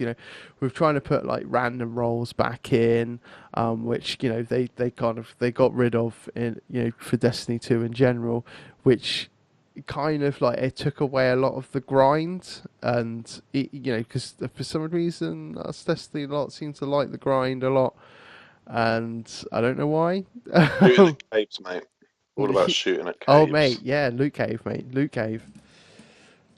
But it's just unfortunate, that they weren't able to sort of translate it back to the original Destiny. I just wish that instead of sort of just coming out with Destiny 2 like they did, that they should have learned from the first game in the first instance, on the fact of that, they had a not a great launch for it.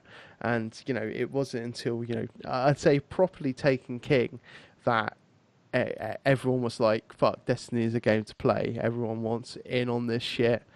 But they just didn't take any learnings There's from no it. story either. No. That's the biggest issue. Is like it all falls back to in Destiny 1 when the guy's talking to you and he's like the 100-Year War and blah blah blah, and I could tell you about that, but I don't have time. No, that's the one thing we have got, mate. We've got loads of time. Tell me anything, one thing. Just tell me anything that happened. I don't care what it is, but they could have. There's so much potential with that game, but they just don't. They don't either put the budget in to do it, or they just don't think people care that much. But it's always been a really good looking game, and it worked. It's a smooth shooter if you think of like the Yeah. actual gameplay and things like that. It's good, but it's I don't know. What that video that the guy did of like the take piss of taken out of Destiny 2. And it's just so on point, and it's just like a 5-year-old made this game basically, and like the storyline and stuff. Yeah. And I got Destiny 2. I was like, yeah, let's get on it. Bang, bang, bang, bang. Oh crap! I've been fooled again. Yeah, and the thing is, I will never go back. yeah, I mean, there's so many people because I was playing it on PS4 originally.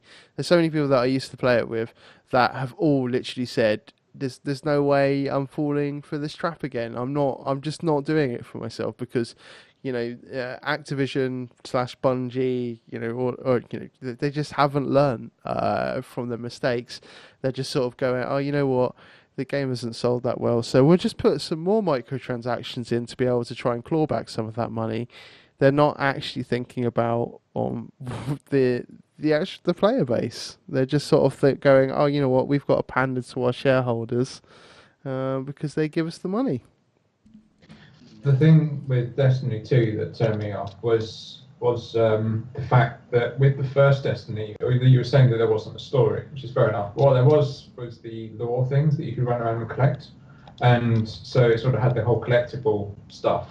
And with Destiny 2, they decided to go, you know what, let's have even less lore, and we'll just completely cut that out. But it was the fact that they still had those collectibles in there, but once you've collected it, left the area, and then went back again, then you could still recollect it. And so you had the little icon of the ghost popping up, and that really annoyed me. It was like, for fuck's sake, I've collected it. I don't need to keep collecting it. Also, that there's absolutely no point going around getting these things now, and it just felt even less immersive. And it was just like, I was trying to follow the story, and I did the main story, and I was like, okay, cool, done. And it's like, well, what's left to do? And it's like, well, the same 3 public instances over and over again, which allows me to unlock a shiny sniper, which I've got better already, because the game just goes, here's a really good gun, it's the only gun you're ever going to need. So a lot of the rewards don't feel like an upgrade either, and it just bored me, and then I got bored, and I was like, cool, I'm done. which is fair enough, man. I mean, like from a massive Destiny nerd as well. I mean, I do like playing the game, but like at the same time, I haven't picked it up recently because there's been a lot of other games that I actually want to play, and like it's just I feel like when I am going on it, it's just a chore. I'm just sort of like, all right, okay, let's go and do the dailies and the weeklies, and then all right, let's move on to another game. Like Yeah. it's just I, yeah, it's not good. these sort of games, because I've been playing a lot of the Rooty Tooty point and shooties when I haven't been playing card games. And the biggest thing I like about it is the story and also the exploration. The sort of feel that I'm in this giant world running around. And I didn't get that with Destiny 2. And it was like, even though I haven't fully explored everywhere, there was like, I feel no need to, which ties me in nicely with the disappointment game that I had, which was The Division, to the surprise of nobody, because it was a bad game when it came out. And I got lured into it with the promise of a 6-hour demo, which is basically you play the game for 6 hours and then it boots you off and you have to purchase it in order to play some more. But a lot of people are saying that the recent update has, improved the game and made the game be the game that it should be. So I'm like, okay, cool, let me go check it out. And oh my god, I think I played like the first 2 missions, at which point I just had to quit the game because the controls are horrendous. There's zero movability in it. You can't even fucking jump. It's like so old school. All the streets look exactly the same. All the textures and modeling just sort of carbon copies of each other. There's like no exploration at all in the game. It's just literally follow the arrow, shoot some guys, get the thing, do the next mission, on to the next one. And just everything about it was horrendous. I'm guessing that's what you guys got with the game as well. Yeah, I mean to be fair, like you're right. They did put all of those improvements in and stuff, and I tried to go back to it as well, and I was just like, I've left this game for too long now that I just can't even be bothered. Like I remember like first playing it and going, oh yeah, this is kind of cool. I'm kind of enjoying it, but I don't know. It's just they just didn't quite get it right, and we've got Division 2. Ubisoft lies. Yeah, oh yeah, exactly. Ubisoft lies. I think also I was kind of spoiled because I went from Warframe and Destiny 2 and those sort of games. And to be fair, even though they are boring as hell, the combat and the movability that you have in those games are really cool. And you can ping about the battlefield and you can sort of scale up a wall, hide somewhere, take pot shot or something, and it just feels like you're involved in the combat. Whereas the Division, you feel slow and clunky, and you're like, okay, I'm going to run in here, I'm going to run behind the boxes, oh, and I'm dead before I've taken 2 steps into the fucking room. And it's like, I want to climb up here and explore, and it's like, well, you can't climb up this bit because this bit isn't actually climbable, sorry. Oh, and you go to a wall and rather than scale it, you suddenly sort of duck behind it because you're using it as cover. And you're like, this sort of shit was 10 years ago, back when we were playing Gears of War, and games have moved on from that now. Why haven't you? Yeah, no, fair point. Fair point. Right, what else we got here? Let's quickly have a look through. So Detroit Become Human, Dean. Yeah. So it had the potential of being quite good because it's another David Cage game. So it's like it's Heavy Rain, Beyond Two Souls creator. The beginning mission's really good in setting you up for being disappointed. Because it's so good and you're like, oh, the whole game's like this, it's going to be amazing. And then you actually go past the bit, without spoiling it too much, you're an android. And you get bought by this family and you go back and you start doing these tasks. But it just becomes boring. Like, if I wanted to do chores around a house, I would do them in my own house. I wouldn't do them on a video game. So I kind of got turned off of it because of that reason. Like, it is just, it tries too hard to be real and immerse you to the point that you are literally bored of what's happening. But then I kind of felt that with Beyond Two Souls as well, so I should have seen it coming, really. I think I But really enjoyed Beyond Two Souls, though. I mean, I definitely I got through the whole game, and I was like, I didn't feel, I didn't feel like I felt like I was disappointed at the end. I just feel like it was being overly pretentiously too towards the point of this is a emotional game, Ah. if that makes any sense. Which I was just like, I haven't got time for this. I want to play a video game to escape. I don't want to actually feel like, oh, you're trying to make a point here. Fair enough, man. So yeah, that's why I was disappointed with that, because I was kind of feeling like, oh, if it's like, because Heavy Rain did that, but there was a nice balance between the two things. But I just feel like the balance is too heavy on, I'm making a point, I'm making an emotional journey. So, yeah. I was quite heavily disappointed by Detroit Become Human. All right. Well, maybe I'll take, because I must admit I did like the look of it, but I just never ended up getting round to getting on with it. So Yeah. but yeah. All right. Well, let's quickly move on because we are getting late now. Let's get on just very quickly. Games that we're kind of looking forward to next year. I see that me, Dave, and probably Dean out there as well. We're going to say Kingdom Hearts 3. Yeah. Like massively. Yeah, absolutely. I'm going to be on that shit. I may have to sell a kidney or, the animals or girlfriend in order to stump up enough cash to buy the game in a console. But at least, I'll be happy playing the game as I bleed out till I be on the floor. Other games wise, I mean, if the core Pokemon game comes out next year, I know me and Dean Yeah. will be all over that shit. I'm looking forward to Anthem as well. We'll see actually how that delivers. Yeah, well, considering the track record of a lot of big name games that have been hyped up massively, come out only to not be as great as everyone initially thought they would be, which is kind of all of them. I was doing some research. I actually did some fucking research, looking into it, and Duke Nukem Forever springs to mind, Alan Wake springs to mind, Fallout 76 springs to mind.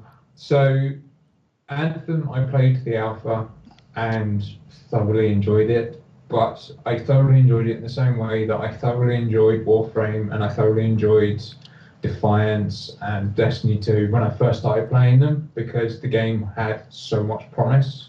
But then once you get like an hour into the game and realise that this is what it is for the rest of the game forever and ever and ever, it quickly just goes, okay, I'm bored now. So Anthem has the potential for doing that. Also, like Fallout 76 and Duke Nukem and Alien Colonial Marines and everything, we've been promised the sky, and No Man's Sky as well. We were promised so much, and the game was going to have so much content, and it was going to be the best thing ever. And then when the game comes out, none of that is there, and we were like, and they all laugh, and after taking all our money. So Anthem has the potential of either being the greatest game next year, or it has the potential of being the worst game next year. I think you're right. I think it's going to be very, sort of divisive. It's going to be like, yeah, you either love it or hate it kind of thing. It's very much going to be, I don't know. Well, fingers crossed it delivers. It looks cool. The environments look amazing. But let's just hope that the actual proper game doesn't fall short. Yeah. Cool. So I see that Dave, you were saying about Sigil as well. Yeah, so for those who aren't aware, there was a game that came out in 98 called Doom, and it was a bit good, and a few people liked it, and then it emulated a whole bunch of first-person shooters. So there was the anniversary recently, on the 10th, I think it was, and John Romeo, he of id Software and guy who created Doom pretty much, announced that he was going to be doing an unofficial expansion, so the 5th chapter to Doom. I was kind of hoping that he was like, and now it's available. Off you go. Enjoy. Happy anniversary. But sadly, that was not to be the case. And it's going to be coming out in February, around the same time that Anthem's coming out. So I'm guessing if Anthem's shit, at least I've got that game to look forward to. Right then. So now we're kind of off the games that we're kind of looking forward to next year. Let's look back at some of the amazing goofs of the year in the industry in general. And I mean, I think first up that we will save the biggest cluster. Well, I don't know. There's two big clusterfucks there. But so let's start with just microtransactions in general. Obviously being classed as gambling. In what was it? I think it was Belgium. I think we were saying earlier. Yeah. Well, the microtransactions class as gambling has been around for a while. There's a lot of countries in the EU that don't allow it. So whenever Blizzard were doing sort of events or competitions, a lot of places like Russia, for example, couldn't get involved because of the country's laws. But recently they've proper clamped down. I think China's another one as well, on the whole loot boxing and what entails as loot boxes. So things like Hearthstone, they had to go back, and a lot of the mobile games also had to go back, and they basically list exactly what you get in a loot box and the percent chances and everything, just to make sure that it was, above board. But yeah, this year, Belgium especially, went that extra stage further and were like, yeah, but it's not happening at all. And I know, for example, Star Wars Galaxies, the mobile game, has basically said, well, bye-bye Belgium. After a particular period of time, the game's no longer going to be available in Google Play Store, and you're not going to be able to get into the game. And so, understandably, a lot of people are pissed off because they've spent real money in the game and they don't get anything. Yeah, no, it's been pretty crazy year for that kind of stuff. I mean, I think there's even other countries even looking into it now as well, and so I don't know. We'll see what happens on the whole loot box kind of vibe thing. But it seems to, I don't know. Is it gambling? Maybe. Well, technically, yes, because you are rolling the dice to get a random item from a box. You don't know what you're going to get. Yep. You're hoping for one particular thing, but you may end up with something that's crap. And obviously, you will get good stuff in a box, and you also get bad stuff in a box. And so you're more likely to get the bad stuff. Yep. So you will need to keep going and keep going. Just one more time. I might get that super shiny sword that I really want. I didn't get this time, perhaps the next time. And some games love their loot boxes, and everything is loot box, and it gets the whole sort of pay to win essence. So all the really, big characters or big weapons or whatever are behind these paywalls. Oh, he's off again. Brilliant. So yes, so it is gambling because you can spend real money and you can end up wasting a lot of money on something. And I'm going to have to mute now. All right, cool. No, he's in. It's all good, Dave. We'll crack on. We'll crack on without the mouse.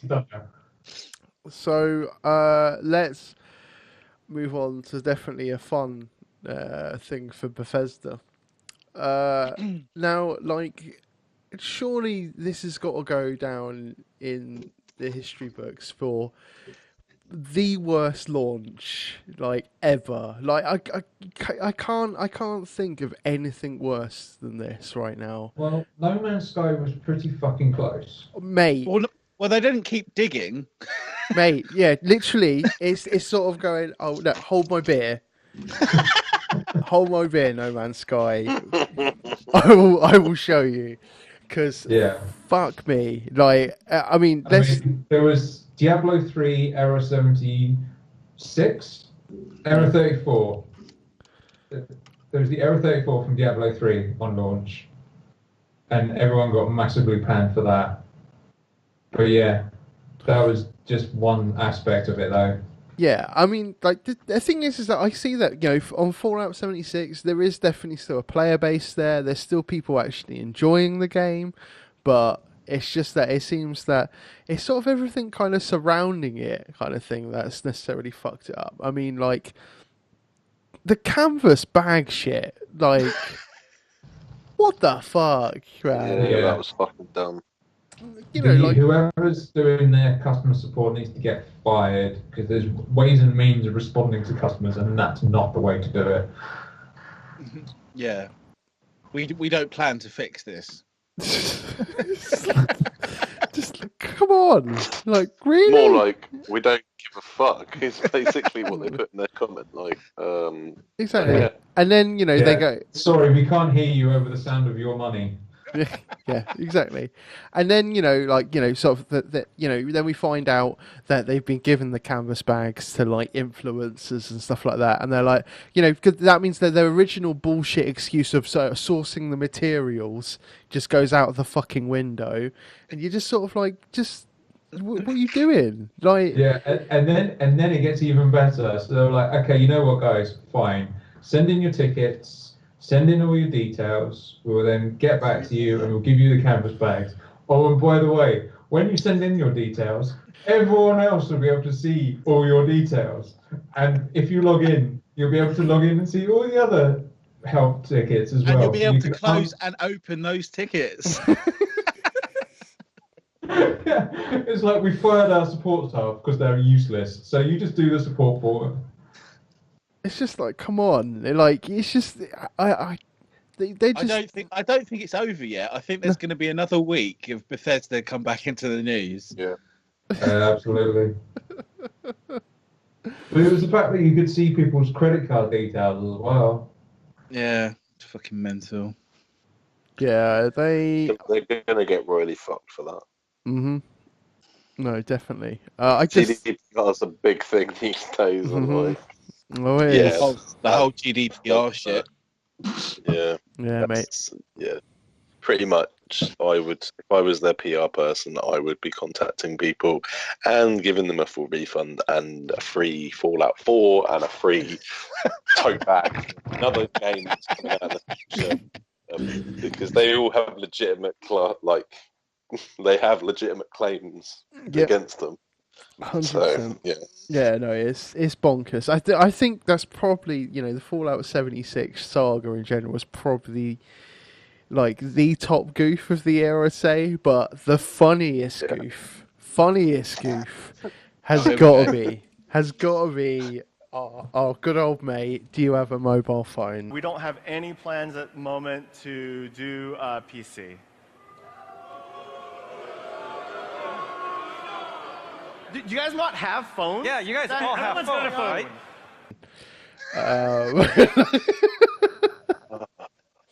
Do you guys not have phones? Oh dear, is this an early April Fool's joke? Hey, just was wondering, is this an out-of-season April Fool's joke?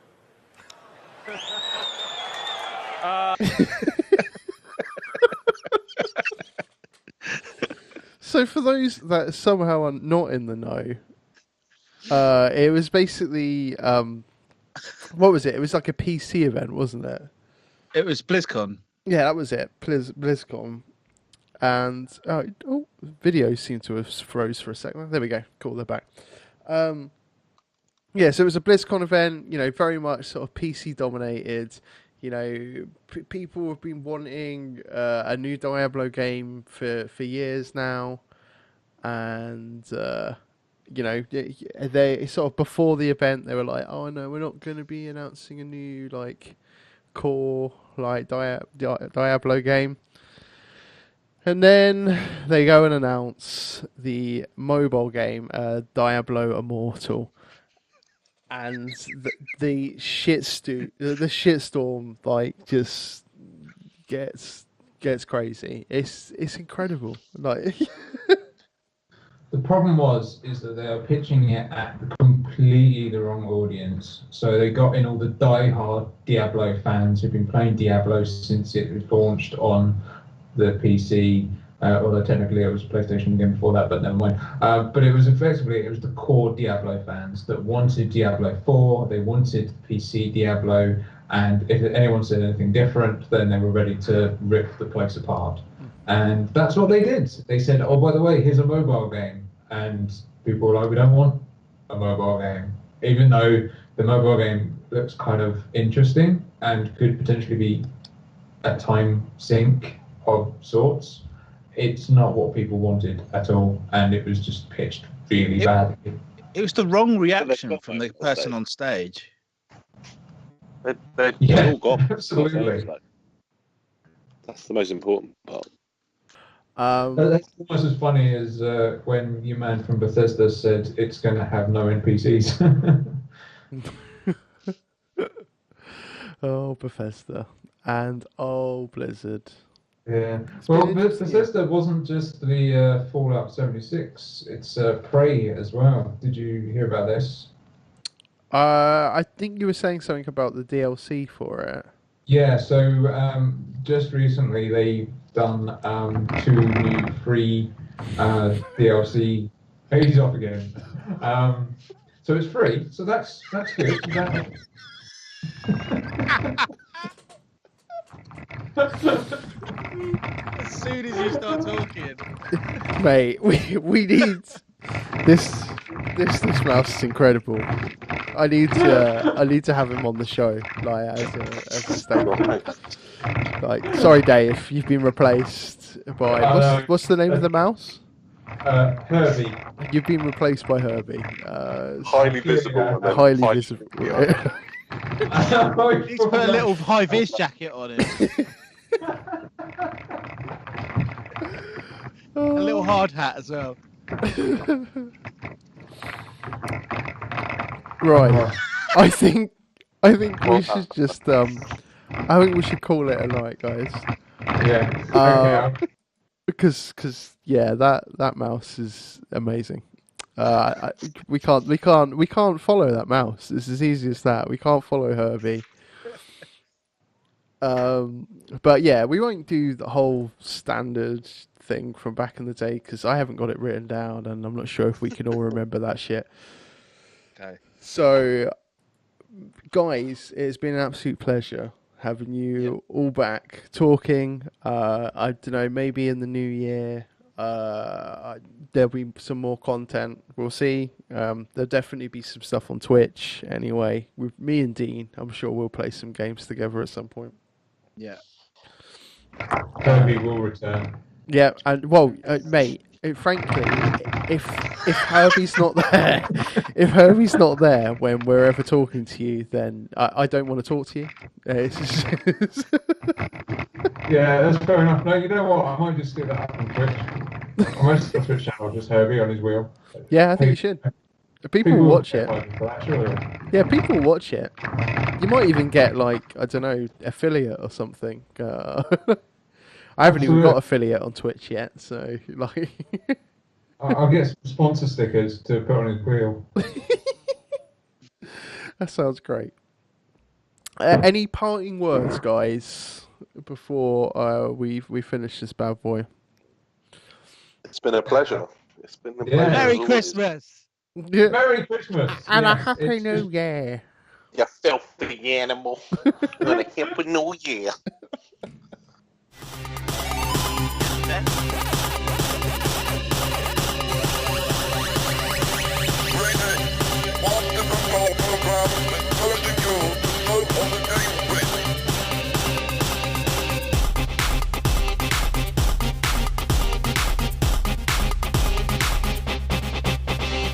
Game over.